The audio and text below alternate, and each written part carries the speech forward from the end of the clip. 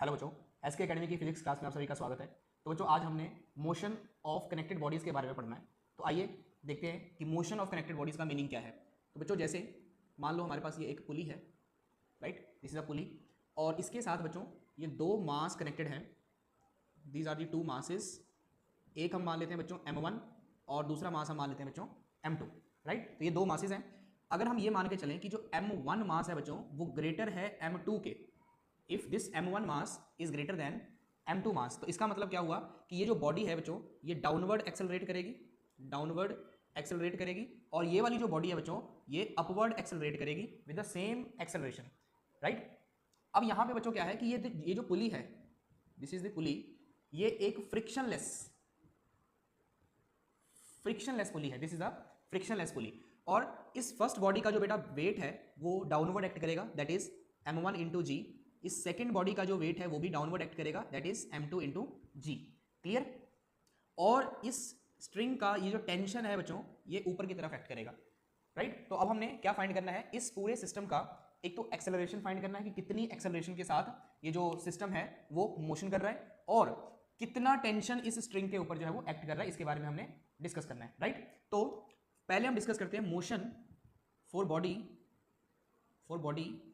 m1 के बाद बात कर लेते हैं। तो m1 में बच्चों देखो m1a, ये जो एक्सेलरेशन है बच्चों ये डाउनवर्ड है, which is equal to m1g minus T.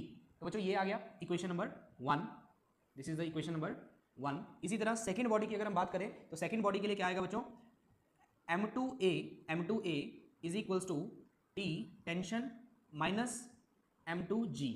तो ये आया, this is our second equation.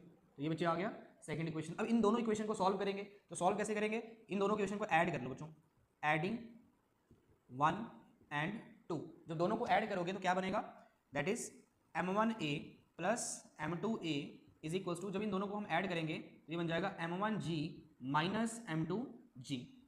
ठीक है बच्चों। तो यहाँ पे क्या बनेगा, इसमें से a कॉमन आ गया, a फैक्टर हमने कॉमन निकाल लिया, क्या बचा m1 plus m2 is equals to, इसमें से बच्चों g फैक्टर कॉमन आएगा, that is m1 minus m2। तो यहाँ से एक्सेलरेशन की वैल्यू क्या आ जाएगी, m1 minus m2 divide by m1 plus m2 multiply by g। तो बच्चों ये एक्सेलरेशन आ गया इस पूरे सिस्टम का।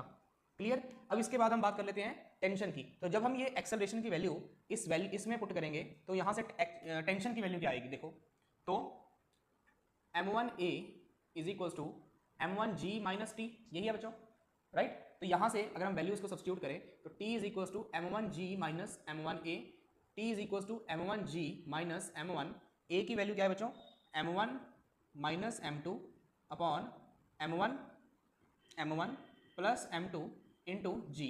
तो बच्चों जब आप इसको सिंप्लीफाई करोगे, आफ्टर सिंप्लीफिकेशन ये आएगा आपके पास t is equals to 2m1 m2 upon m1 plus m2 into g. So this is the value of tension in the string.